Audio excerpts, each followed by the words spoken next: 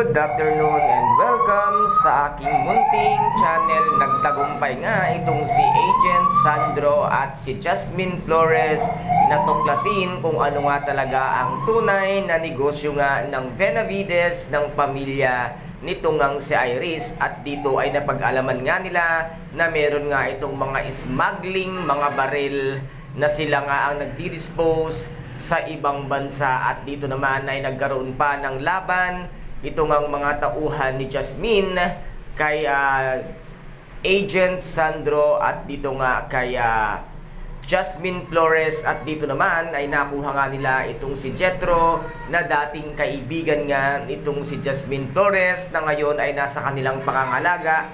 Ngunit naibalita naman sa TV ang nangyaring ang inkwentro sa kanilang negosyo ng pamilya Benavides. At pumunta nga dito ang isa sa mga kaibigan nga ni Jasmine at pinahihinto na nga ang kanilang negosyo. Ngunit sinabi dito ni Iris na hindi siya magpapatalo kahit na nga kanino, at lalong-lalo pa nga sa isang katulad lamang ni Jasmine Flores na ngayon nga ay pilit na hinahanap nitong sa Iris kung saan niya matutunton at matutuklasan kung sino nga ba at ano ang tunay na pagkatao nga nitong si Jasmine Flores. Kaya guys, ito po ang ating pakaabangan dito nga sa Lavender Fields.